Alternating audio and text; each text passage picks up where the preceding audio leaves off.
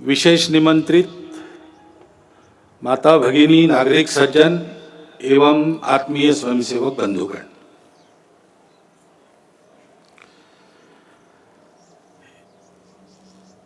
एक वर्ष के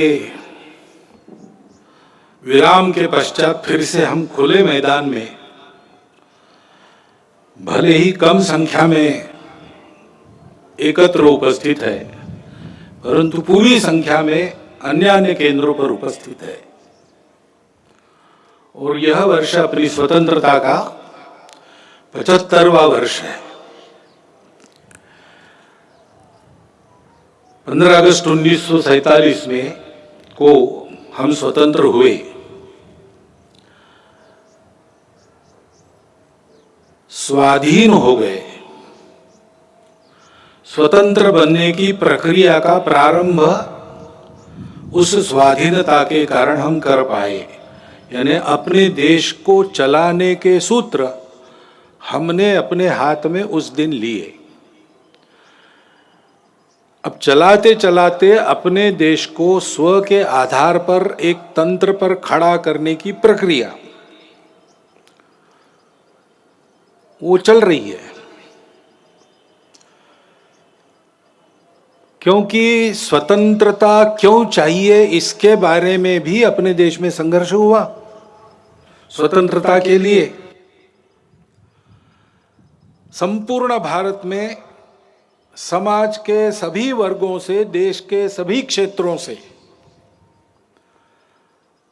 लोगों ने परिश्रम किए, संघर्ष किए, बलिदान दिए, त्याग और बलिदान के हिमालय खड़े किए। स्वतंत्रता और परतंत्रता, इसके बारे में सबकी कल्पनाएं समान सी थी। यानी 1857 के पहले 1830 के दशक में दक्षिण भारत में वीर पांड्य कट्टबोमन के नेतृत्व में जो हुआ संघर्ष ब्रिटिशों के साथ, उसकी घोषणा करते समय एक पढ़ा गया, उसको कुंडरा नाम के ग्राम में पढ़ा गया, इसलिए उसको कुंडरा डिक्लेरेशन कहते हैं। उसमें यह कहा गया कि ये जो विदेशी बाहर से आए हैं, इनका रंग सफेद है, इसलिए पूजा में कपूर और भोजन में नमक महंगा हो जाएगा अगर हमने इनको यहां राज्य करने दिया तो। और बहुत बाद में महात्मा गांधी जी ने और एक सत्याग्रह की शुरुआत मुट्ठी भर नमक उठाते हुए की। कहते हैं कि उसके कारण अंग्रेजों के विशाल साम्राज्य की बुनियाद की मिट्टी खसकी। तो इस प्रकार कुछ समान से भाव सबके मन में थे, आपस में संपर्क नहीं था तो भी, और इसलिए ऐसी कई बातें समान सी पाई जाती है उस संघर्ष में। ऐसा एक संघर्ष हुआ और उसके फलस्वरूप हम 15 अगस्त को स्वतंत्र हुए। परंतु कालांतर में स्व की कल्पना ढीली पड़ी, अस्पष्ट हुई। उसके कारण स्वतंत्र होना है, यानी क्या होना है, अपना स्व क्या है ये पता नहीं। स्व का विस्मरण तो बहुत दिनों से चल रहा था और इसलिए स्व को भूल गए तो स्वजनों को भी भूल गए, और अपने आपस में ही भेद इतने बड़े हो गए, उससे हम जर्जर हो गए। एक दूसरे को बराबरी से देखने के लिए तैयार नहीं, आपस में संघर्ष, पंथ, प्रांत, जाति, भाषा, सब प्रकार के भेद, जो विविधता थी उसकी चौड़ी खाइयां बन गई हमको बांटने वाली। और इसमें स्व का भी विस्मरण, ठीक से स्मरण नहीं रहा, विस्मरण हो गया। और इसलिए जो चुनौतियां उस समय की थी उसके सामने एक स्पष्ट नीति लेकर हम खड़े नहीं हुए। कभी इधर कभी उधर ऐसी ढुलमुल बात चली, इसका लाभ विदेशियों ने लिया। और जिस दिन हम स्वतंत्र हुए उस दिन स्वतंत्रता के आनंद के साथ साथ एक अत्यंत दुर्धर वेदना भी हमने अपने मन में अनुभव की। वो टीस अभी तक गई नहीं है, अपने देश का विभाजन हुआ। अत्यंत दुखद इतिहास है वो, परंतु उस इतिहास के सत्य का सामना करना चाहिए, उसको जानना चाहिए। जिस शत्रुता और अलगाव के कारण विभाजन हुआ, उसकी पुनरावृत्ति नहीं करनी है। उसकी पुनरावृत्ति टालने के लिए और खोई हुई हमारी अखंडता और एकात्मता को वापस लाने के लिए उस इतिहास को सबने जानना चाहिए, विशेषकर नई पीढ़ी ने जानना चाहिए। क्योंकि अब जो पीढ़ी है वो उसके बाद उसने जन्म लिया है, उसको जानना चाहिए ताकि उसकी पुनरावृत्ति न हो, खोया हुआ वापस आ सके, खोए हुए बिछुड़े हुए वापस गले लगा सके। परंतु इस प्रकार की एकात्मता और अखंडता की पहली शर्त रहती है भेद रहित समताधिष्ठित समाज। पहले हमने अपने स्व को भुला दिया, स्वजनों को भुला दिया, तो भेद जर्जर हो गए। इसलिए हजारों मील दूरी से मुट्ठी भर लोग आए, हमसे बर्बर लोग आए और हमको पादाक्रांत करते चले गए। ये बार बार हुआ, एक बार नहीं हुआ। हूण शक बर्बर यवन आपने सुना है, तब से लेकर तो ब्रिटिशों के अपने यहां पर राजा बनने तक यही इतिहास हुआ। और इसलिए मूल जो अपना स्व है उसके आधार पर अपने स्वजन, उनके प्रति आत्मीयतापूर्ण व्यवहार ये होना चाहिए। क्योंकि अपने देश में उस स्व के विस्मरण के कारण, अपनों के विस्मरण के कारण जातिगत विषमता की समस्या बहुत पुरानी है। बहुत लोगों ने उस विषमता को हटाने के लिए प्रयास किया। विषमता मूलक जो व्यवस्थाएं थी उनको निकाल दिया, समताधिष्ठित व्यवस्था लाने का प्रयास किया। लेकिन व्यवस्था तो व्यवस्था है, वो एक ढांचा है। आखिर चलाने वाला उसका उपयोग क्या करता है उस पर निर्भर है। चलाने वाले के मन में अगर समता है तो व्यवस्था समता की पोषक होती है। व्यवस्था तो बदलेगी ही, विषमता मूलक व्यवस्था टिक नहीं सकती, अप्राकृतिक है और इसलिए वो जाएगी ही। ठीक से जाए इसको देखना, इतना ही काम रहता है। लेकिन व्यवस्था बदलने के साथ साथ या उसके पहले मन बदलना चाहिए। भेद की भावना मन में रहती है, मन से वचन कर्म और वाणी में प्रकट होती है, और विचार में प्रकट होती है, व्यवस्था में प्रकट होती है। और इसलिए उस व्यवस्था के साथ साथ इस मन को बदलने का प्रयास होना चाहिए। संघ के स्वयंसेवक सब प्रकार के प्रयास करते हैं। बुद्धि से वाणी निकलती है, विचार से आदमी बोलता है, तो उस विचार में समाज के भेद बढ़ाने वाली भाषा नहीं चाहिए, समाज को जोड़ने वाली भाषा चाहिए। उतार चढ़ाव आते रहते, उल्टे सीधे प्रसंग होते रहते हैं। हर प्रसंग पर भाष्य करते समय, लोगों को राह दिखाते समय उनको आपस में जुड़ने की, प्रेम को बढ़ाने की भाषा होनी चाहिए। संवाद सकारात्मक हो। इसलिए सामाजिक समरसता मंच के माध्यम से, गतिविधि के माध्यम से संघ के स्वयंसेवक ये काम कर रहे। व्यवस्थागत व्यवहार भी बदले, इसलिए मंदिर पानी स्मशान सबका एक हो, यहां से प्रारंभ हो, इसका प्रयास भी अनेक वर्षों से स्वयंसेवक कर रहे, धीरे धीरे आगे बढ़ रहे। सब प्रांतों में प्रयास चल रहा है। परंतु मन से जाने के लिए तो मिलना पड़ेगा, बातचीत होनी पड़ेगी, अनौपचारिक बातचीत होनी पड़ेगी। और इसलिए पर्व त्योहारों में आपस का मेलजोल, मिलजुल कर जयंतियां, पुण्यतिथियां, विशेष उत्सव, इनको करना जैसे समाज मिलता जुलता है, वैसे परिवार भी समाज के विभिन्न वर्गों के आपस में मित्रता करे। आना जाना, उठना बैठना, पर्व त्योहारों पर एक दूसरे के घर जाना, परिवार सहित घर पर बुलाना, इस प्रकार के अनौपचारिक पारिवारिक संबंध उत्पन्न हो।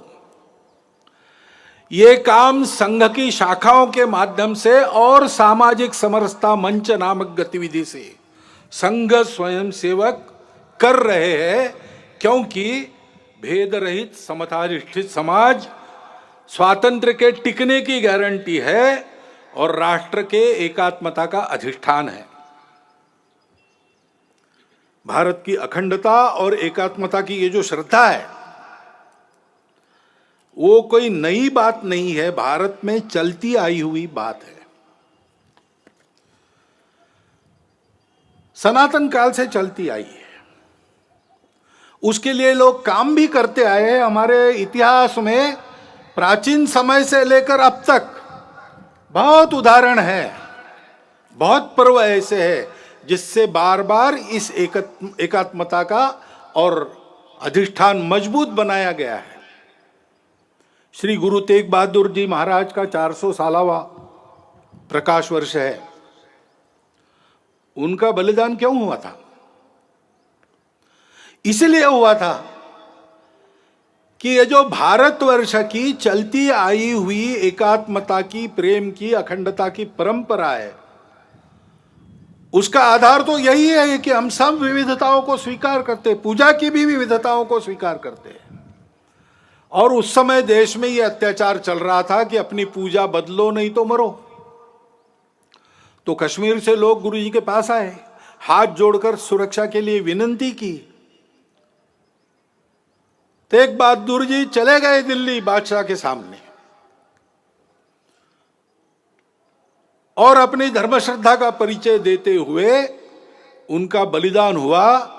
उन्होंने अपना सिर दे दिया, परंतु भारतवर्ष में इस प्रकार की पूजा की स्वतंत्रता बनी रहेगी, सबकी पूजा स्वीकार होगी, कोई एक दूसरे की पूजा पर जबरदस्ती नहीं कर सकता। यह जो अपने भारतवर्ष के संस्कृति का सार है, उसको उन्होंने दिया नहीं, सिर दिया, सार नहीं दिया। इसलिए हिंद की चादर कहलाए।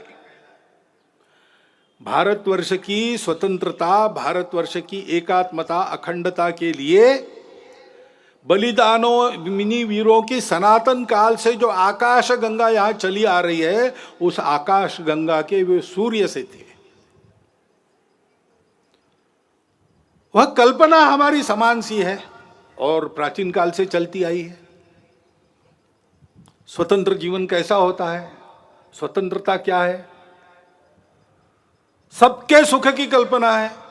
मंत्र पुष्प में हम कहते हैं अपुत्रा पुत्रिणः सन्तु पौत्रिणः अधना सधना सन्तु सर्वे सन्तु निरामया। सर्वत्र का भला, ऐसा कहते हैं। सबके सुख की कल्पना, किसी को नहीं छोड़ा, वसुधैव कुटुंबकम मानकर सब जिसमें सुखी हो और सबको एक साथ सुखी करने वाला, मनुष्य मात्र के तीनों पुरुषार्थ एक साथ साधने वाला, मनुष्य समूह सृष्टि को एक साथ सुखी कर सकने वाला, अर्थ कामों को नियंत्रण में रखकर मोक्ष की तरफ चलाने वाला, यह जो धर्म है, उस धर्म का आविर्भाव अपने यहां हुआ। वो अध्यात्म आधारित है, अनुभूति आधारित है। हमारे स्वतंत्रता की वह आध्यात्मिक कल्पना है और इसलिए हम जानते हैं पसायदान में उस स्वतंत्र सुखी जीवन की कल्पना ज्ञानेश्वर महाराज ने की है। जे खळांची व्यंकटी सांडो तया सत्कर्मी रतिवाडो, भूता परस्परे पडो मैत्र जीवांचे, दुरितांचे तिमिर जावो विश्व स्वधर्म सूर्य पाहो, जो जे वांछील तो ते लाहो प्राणी जात। फिर से सबके सुख की कल्पना है, सबके कामना पूर्ति की कल्पना है, परंतु आधार क्या है? दुष्टों के बारे में भी ये कहा उनका टेढ़ापन जाए, उनकी अच्छे कामों में रुचि बढ़े, प्राणी मात्र में परस्पर सौहार्द, प्रेम, आत्मीयता का संबंध हो, सबके संकट दूर हो, सब अपने अपने स्वधर्म को अनुभूत करके चले, स्वधर्म पर चले, तब सबकी इच्छाएं पूरी होगी। प्राणी जात तो सुखी होंगे, जिनमें प्राण है वो सब सुखी होंगे, सुख दुख का अनुभव कर सकने वाले सब सुखी होंगे। रविन्द्रनाथ टैगोर ने बाद में कहा, कोई अलग बात नहीं की, चित्त जथा भय शून्य उच्च जथा शिर।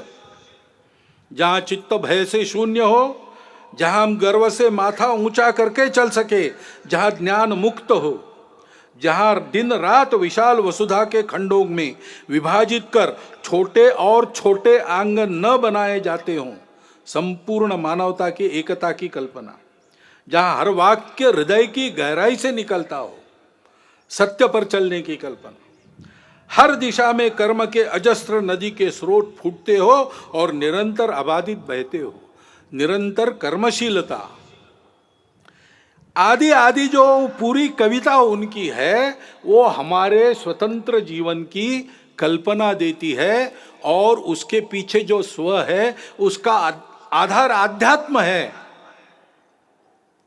स्पष्ट करती है। और इसलिए योगी अरविंद, जिनकी 150वीं जयंती है, उन्होंने भी यही बात कही है, हमारे स्व का अधिष्ठान स्पष्ट किया है, हमारे राष्ट्रीयता की कल्पना को उच्च रव से कहा है। गांधी जी इसी आधार पर बोलते थे।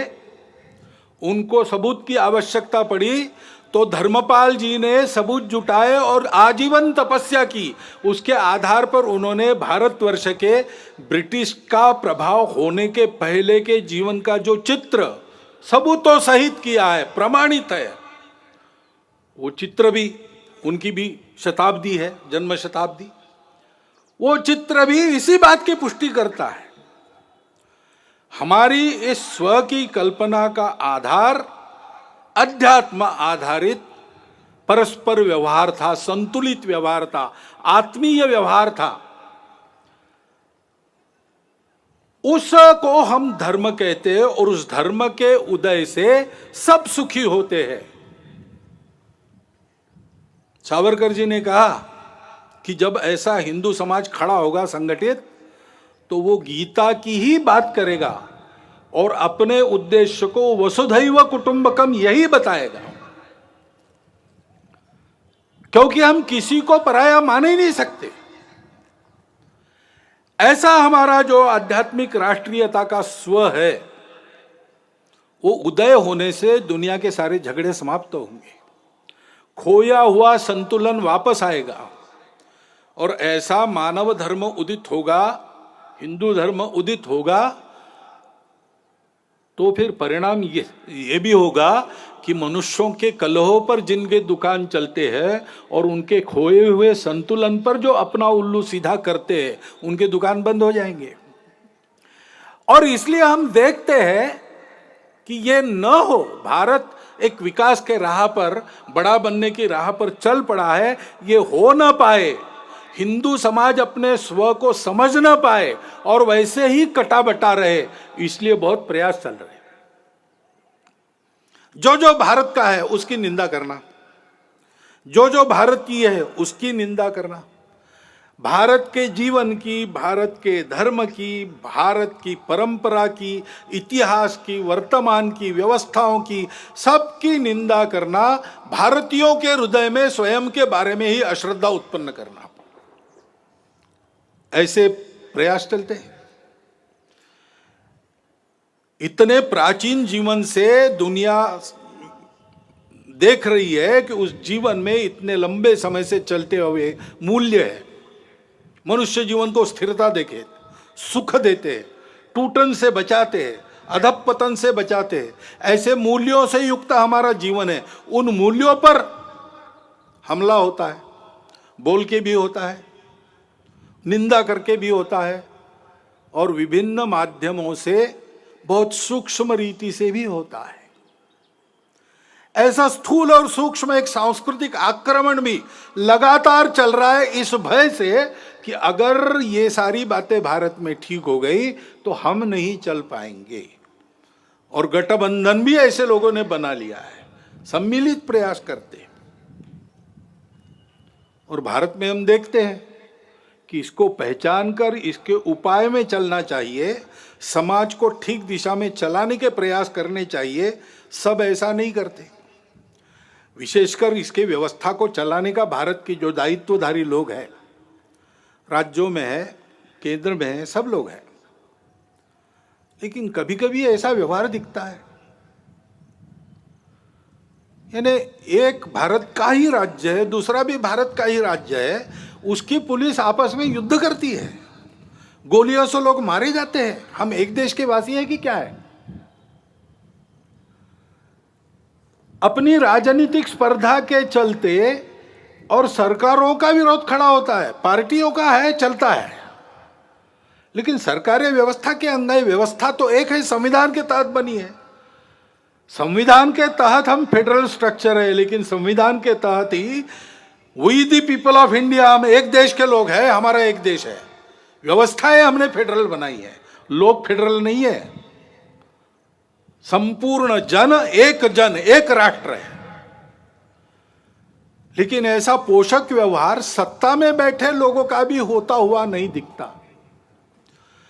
तो समाज को कहां से उद्बोधन मिलेगा, कहां से पथ प्रदर्शक पाथेय मिलेगा? अपने राजनीतिक उल्लुओं को सीधा करने के लिए ऐसे छल कपट चलते हैं, उसमें समाज के मन का क्या होता है, समाज में जो भेद है उनको मिटाया जाता है कि उनको और चौड़ा किया जाता है, इसकी परवाह न करते हुए होता है। अब समाज को ही बचना पड़ेगा इन बातों को पहचानते हुए, क्योंकि ये षड्यंत्र चलते हैं। असंतोष उत्पन्न करना, निमित्त तो मिलते ही है। इतने बड़े समाज में, इतने लंबे चौड़े देश में छोटा भी निमित्त है, उसको प्रचार के साधनों के आधार पर बहुत बड़ा करके बताना, असंतोष उत्पन्न करना, आपस में विरोध उत्पन्न करना, जाति से जाति को लड़ाना, प्रदेश से प्रदेश को, भाषा से भाषा को लड़ाना, कलह उत्पन्न करना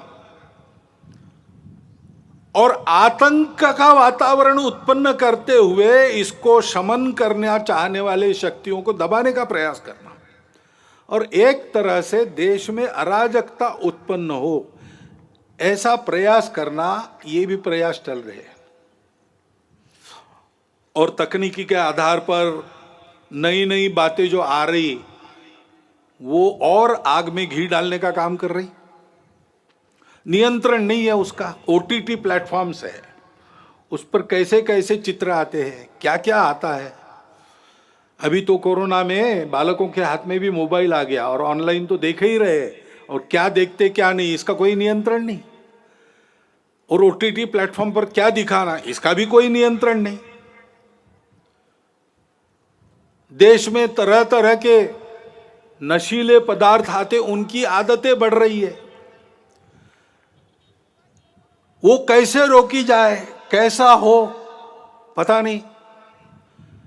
उच्च वर्ग से लेकर तो बिल्कुल आखिरी आदमी तक समाज के जितने भी स्तर है, सब में भयंकर व्यसन। और उस व्यापार से आने वाला पैसा किसके हाथ में जाता है, हम सबको पता है। देश विरोधी कार्यों में उसका उपयोग होता है। सीमा पार के देश उसको प्रोत्साहन करते हैं। ऐसी सारी बातें चल रही है और अनियंत्रित बातें भी बढ़ रही है। बिटकॉइन जैसी करेंसी है, किस राष्ट्र का, किस नियम का उस पर नियंत्रण है, मुझे नहीं पता। एक स्पर्धा खड़ी हो रही है। इन सब बातों को नियंत्रित करना, समाज के हित में चलाना, ड्रग्स जैसे व्यसनों का पूर्ण निराश हो, इसका प्रयास करना, ये शासन को करना चाहिए, करना पड़ेगा। परंतु शासन तो अपना काम आज नहीं कल करेगा, करने का प्रयास कर भी रहा है। वो यशस्वी आज न कल होगा, परंतु तब तक के लिए इसका बचने का क्या, और बाद में भी बचने की क्या बात है, कैसे होगा? तो अपने यहां पर एक वाक्य सर्वत्र लिखा मिलता है, मन का ब्रेक उत्तम ब्रेक। समाज का मन तैयार होना चाहिए, नई पीढ़ी का मन तैयार होना चाहिए। बालकों का, शिशुओं का मन घर में तैयार होता है। नव तरुण होने के बाद जब दुनिया में जाता है और वो दुनिया के आगे खड़ा होता है, तो उस व्यक्ति को क्या लेना क्या नहीं लेना, क्या ठीक है क्या गलत है, इसका विवेक जो मिलता है वो घर से तैयार होके मिलता है, माता पिता के आचरण के उदाहरण से मिलता है, घर में जो अपनी कुलरीतियां पद्धतियां चलती है उसके संस्कारों से मिलता है। उनको ठीक करने से बहुत सारी बात बिना शासन के भी हम कर पाएंगे। और इसलिए कुटुंब प्रबोधन की गतिविधि हमारे स्वयंसेवक चलाते हैं। सप्ताह में एक बार कुटुंब के लोग बैठते और आपस में संवाद करते हैं, मुक्त चर्चा करते हैं। स्वभाषा स्वभूषा, अपना भजन भवन भ्रमण भोजन किस प्रकार से चलता है, कम से कम अपने घर की चौखट के अंदर हम लोग अपने स्व के आधार पर आचरण करते कि नहीं, घर में अपनी भाषा बोलते हैं कि नहीं, कागजों करते हैं तो अपनी मातृभाषा में करते हैं कि नहीं, करना चाहिए। जहां टाल सकते हैं विदेशी भाषा को टालो, जहां उसका उपयोग है और जहां अनिवार्य है वहां तो करना ही पड़ेगा, करेंगे भी, हमको किसी भाषा से थोड़ी बैर है। परंतु स्वभाषा स्वभूषा, अपना भजन अपना भोजन, इसका एक महत्व है। स्व का ज्ञान परंपरागत रीति से पीढ़ी दर पीढ़ी बनता रहे, इसलिए उस आचरण के बारे में चर्चा।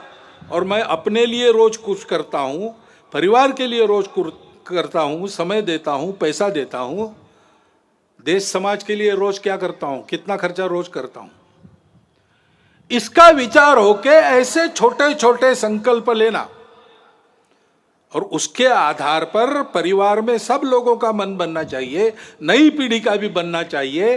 तो इस प्रकार के विपरीत वातावरण में भी उनकी प्रतिकार शक्ति जागृत रहने से, विवेक शक्ति जागृत रहने से वो उचित का ही चयन करेंगे। स्वाभाविकता तो उनका झुकाव अच्छे की तरफ ही है, केवल उसके लिए पोषक उनके मन बुद्धि के संस्कारों को बनाना चाहिए, उसके लिए ये गतिविधि चलती है। हमारे स्वयंसेवक भी और अन्य अनेक लोग भी ये काम कर रहे हैं। अभी इस प्रकार के हमारे प्रयास चलेंगे। बीच में कोरोना आ गया। कोरोना के पहले लहर का हमने बहुत अच्छा सामना किया, दूसरी लहर ने बहुत ज्यादा नुकसान किया। हम सब समाज में एक दुख का अनुभव कर रहे हैं। नई पीढ़ी के कई होनहार लोग, सक्रिय लोग इस कोरोना ने उठा लिए, हम में से असमय उठा लिए। उसका बहुत दुख है, उनके प्रति श्रद्धांजलि है। लेकिन वो होने के बाद भी तुरंत सावधान होकर पूरे समाज ने अपनी जान को हथेली पर लेकर दूसरे लहर का भी सामना किया, यशस्वी प्रतिकार किया। और अब तीसरे लहर की आशंका है तो भी अपना देश कोरोना के प्रतिकार में दुनिया में सबसे आगे है, ये परिस्थिति है। ऐसे कार्यकर्ताओं का अभिनंदन भी है, सारा देश अभिनंदन कर रहा है, हम भी उसमें सहभागी। तीसरे लहर की आशंका है, अब दिन ब दिन और मध्यम पड़ते जा रही है। लगता है कि नहीं आएगी, अथवा आएगी तो बिल्कुल परिणाम कारक नहीं होगी। लेकिन किसी अनुमान पर निर्भर नहीं रहना चाहिए, तैयारी पूरी होनी चाहिए। गांव स्तर तक हर गांव में 5-7 कोरोना योद्धाओं की टोली तैयार रहे। इसलिए संघ ने देश भर में प्रशिक्षण का कार्यक्रम लगभग पूरा कर लिया है और उसके आधार पर इस कोरोना से लड़ाई होगी, ठीक से होगी। आएगा नहीं ऐसी आशा करते हैं, लेकिन आएगा तो क्या करना उसकी पूरी तैयारी है और हम इस कोरोना को मात देंगे। उसके नुकसान हुए हैं, 2 साल चला तो आर्थिक क्षेत्र में नुकसान हुआ है, बहुत नुकसान हुआ है, परंतु हमारा समाज उससे दबा नहीं है। आर्थिक क्षेत्र में भी उस नुकसान को पूरा करने का आत्मविश्वास दिखता है, लोग बोलते हैं। और किसी किसी आर्थिक अर्थायाम के क्षेत्र में तो सब पूर्ववत हो गया और आगे बढ़ गया, ऐसा भी वृत्त आता है। स्व के बारे में अपने समाज की प्रवृत्ति निश्चित रूप से बढ़ी है। अभी राम मंदिर का धन संग्रह हमने किया गांव गांव जाके, तो वहां भी यही अनुभव आया। स्फूर्त रूप से समाज के सभी जाति वर्गों का, सभी भौगोलिक क्षेत्रों से उत्तम सहयोग मिला, और एक ही भावना के कारण कि कुछ हमारा हमने वापस लाया है, उसको खड़ा कर रहे हैं। सब लोग राम की पूजा करने वाले लोग नहीं थे, परंतु सबका योगदान है, सबका उत्साह है, और वो स्व प्रकट भी हो रहा है, वो उत्साह प्रकट भी, उस आत्मविश्वास का परिणाम भी दिख रहा है। अभी ओलंपिक और पैरा ओलंपिक में कितने मेडल, ओलंपिक में 1 गोल्ड, 2 सिल्वर और 4 ब्रॉन्ज, यानी स्वर्ण, रौप्य और कांस्य। और पैरा ओलंपिक में 5 स्वर्ण, 8 रौप्य और 6 कांस्य पदक हमारे खिलाड़ियों ने प्राप्त की। ये उत्साह कहां से आया? बहुत परिस्थितियां उनकी बदली है, ऐसा नहीं है, परंतु देश के लिए कुछ कर गुजरने की प्रवृत्ति बनी है, और इसलिए यह कोरोना की आपत्ति हमारे लिए स्व का चिंतन करने का एक अवसर भी बनी है। हमने अनुभव किया अपने स्व पर आधारित कई बातें कितनी उपयोगी है। उदाहरणार्थ अपने स्वास्थ्य का विषय है। स्वास्थ्य मनुष्य की ऐसी आवश्यकता है, उसको पूरा करने के लिए वो कुछ भी कर लेगा। बीमार है तो उपचार के लिए घर भी बेच देगा, लेकिन अच्छे उपचार और विश्वस्त उपचार, जिससे निश्चित ही रहेगी मुक्त, रोग मुक्त होने की, ऐसे उपचार लेने के लिए कुछ भी करता है। तो हमने देखा कि देश में सबकी इच्छा है चिकित्सा सबको सुलभ रहे, सबके पास पहुंच सके, और चिकित्सा महंगी न हो, सब आयु वर्ग के लोग उसका लाभ ले सके। वो सस्ती और सुलभ चिकित्सा पानी है तो स्व के आधार पर क्या विचार करेंगे? पहली बात है कि हमारी परंपरा में केवल इलनेस का, बीमारी का विचार नहीं किया, हमने वेलनेस का भी विचार पहले से किया है। आयुर्वेद में एक पूरा प्रकरण स्वास्थ्य वृत्त है, बीमार नहीं कैसे पड़ना। उसमें जैसे स्वच्छता का महत्व है, उस पर तो कई वर्षों से हम आगे आगे बढ़ रहे हैं।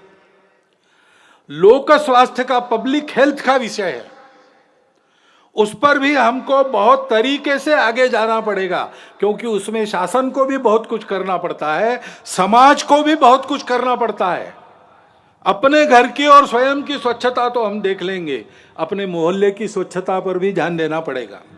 सार्वजनिक स्थानों पर स्वच्छता बरतने की आदत लगानी पड़ेगी। स्वच्छता के लिए नंबर मिलते हैं आजकल शहरों को, अच्छी बात है, लेकिन दिखने वाली स्वच्छता और जहां नहीं कोई देखता वहां स्वच्छता नहीं, ऐसे लोक स्वास्थ्य में नहीं चलता। बीमारी हवा से भी आती है, और इसलिए लोक स्वास्थ्य के नियमों का ध्यान रखना और जीवन शैली मुख्यतः ठीक करना। प्राकृतिक जीवन शैली चाहिए, जितनी प्रकृति के पास रहेगी उतना हम स्वस्थ रहेंगे। पर्यावरण के साथ मेल खाने वाली जीवन चाहिए। हम बेतहाशा रासायनिक खेती का प्रयोग करेंगे तो कैंसर तो बढ़ेगा ही। हम अगर हर जगह प्लास्टिक से प्रदूषण लाएंगे तो हम जिस सांस से हवा भरते हैं वो सांस अपनी विषैली हो जाएगी।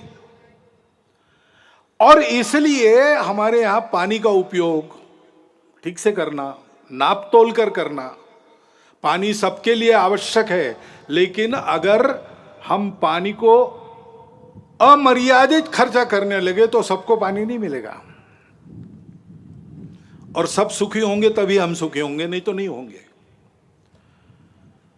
प्लास्टिक का उपयोग कम से कम करना चाहिए, कम से कम, जिसको अंग्रेजी में सिंगल यूज प्लास्टिक कहते हैं, उसको तो आप जीवन से हटाने की बारी आ गई। और जहां बनता है, घर से लेकर, आंगन से लेकर, मोहल्ले, गांव, जंगलों, खेतों तक हरियाली बढ़ाना, वृक्षारोपण करना। ये करने की आवश्यकता है। उसके लिए पर्यावरण गतिविधि चलाते हैं स्वयंसेवक, पर्यावरण के क्षेत्र में बहुत लोग काम करते हैं, जल संधारण से लेकर सारी बातों में।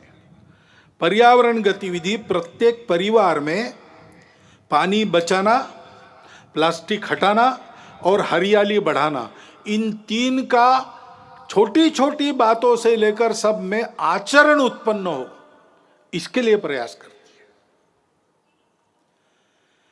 क्योंकि ये ऐसी जो पर्यावरण की शैली है वो स्वास्थ्य को भी ठीक करती है और खर्चा भी बचाती है। कोरोना काल में जितने विवाह हुए कितने सस्ते में हुए। हमारे ध्यान में कई बातें आ गई कि हम जो खर्चा करते हैं वो कितना खर्चा फालतू होता है, इससे कम में हम जी सकते हैं। जो मिलता है उसमें अपने घर गृहस्थी को रोटी, कपड़ा, मकान, स्वास्थ्य, शिक्षा, अतिथि सत्कार, ऐसी न्यूनतम आवश्यकताओं को ठीक से पूर्ण कर सकते हैं। अब कोरोना जाएगा, जाने को है, अपनी सुधरी हुई आदत को फिर से नहीं बिगाड़ना, इसका हमको ध्यान देना पड़ेगा।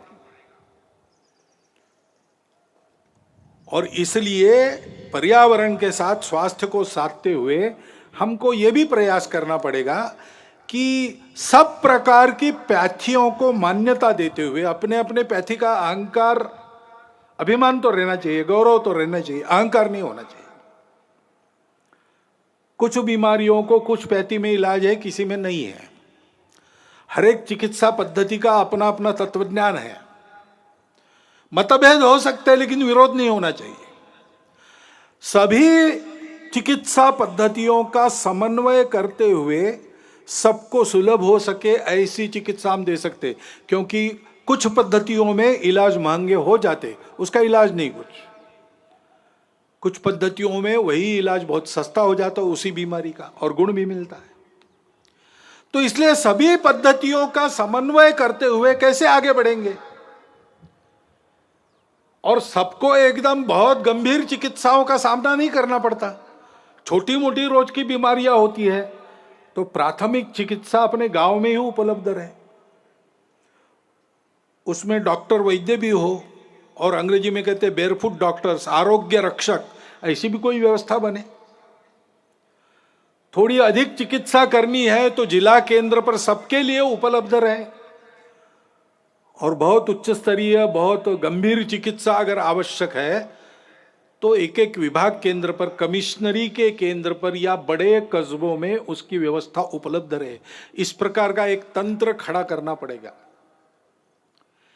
ऐसा समग्र स्व के आधार पर सोचते हैं तो सबको सुलभ और सस्ती चिकित्सा का प्रबंध अपने देश में हो सकता है। वही बात आर्थिक मामलों की है। हम जानते हैं विश्व में जो प्रचलित अर्थव्यवस्था है उसके कारण कई समस्याएं भी खड़ी है, और समस्याओं का उत्तर उस व्यवस्था के पास नहीं है। सभी देशों में उसका पुनर्विचार चल रहा है। बहुत उत्साह से जिन बातों की उद्घोषणा आर्थिक जगत पहले करता था, आज उसने वो करना बंद कर दिया है, अंतर्मुख होकर विचार कर रहा है। तीसरा रास्ता कौन सा है?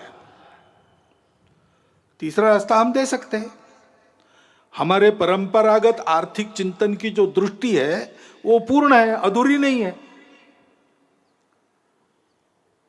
हमने उस स्व के आधार पर ये चिंतन किया है। एक शाश्वत सत्य हम पहले बताते हैं कि भाई अर्थशास्त्र क्यों है? मनुष्य की कामना पूर्ति के लिए साधन उपलब्ध कराने का शास्त्र, ऐसा वो मानते हैं। हमारे यहाँ थोड़ा आगे गए, हमने कहा कि सुख प्राप्ति का वो है, और एक का सुख हो नहीं सकता, सबका सुख चाहिए। इसलिए जितनी प्रजा है उसके सुख का वो शास्त्र है। जिन्होंने जन्म लिया है वो सब सुख को प्राप्त हो तो सभी सुखी होंगे। और ये सुख कहाँ मिलता है? सुख बाहर नहीं है, सुख अंदर है। और इसलिए अंदर के सुख को प्राप्त करेंगे तो बाहर की वस्तुओं से हम पर्याप्त सुख ले सकते हैं, अपने अंदर ही है वो, लेकिन उसके लिए बाहर की वस्तुएं पर्याप्त हो सकती है। नहीं तो सिद्धांत तो प्रचलित सिद्धांत कहता है means are limited, ends are endless. हमारे यहाँ इस सत्य को मान्य करके कहा है कि ऐसी अवस्था में अगर उपभोग करना है तो संयम आवश्यक है, क्योंकि सुख उसमें नहीं है, वस्तु में, सुख हमारे अंदर है। तो बांटकर खाओ, उस सुख के पीछे बहते मत जाओ, सुख पर तुम्हारा नियंत्रण चाहिए। और इसलिए संयम पूर्ण उपभोग, न्यूनतम आवश्यक जितना है उतना उपभोग, क्योंकि यह सब हमारा नहीं, मेरी अपनी प्रॉपर्टी नहीं है, इस पर मालकियत किसकी है? किसी की नहीं। ईशावास्यमिदं सर्वम, भगवान का बनाया है, भगवान का है, उसने उसका यथोचित उपयोग जिसके लिए रखा है वो लेगा। सबका होने के बाद बचेगा, उसमें मैं अपने को चलाऊंगा। तेन त्यक्तेन भुंजित।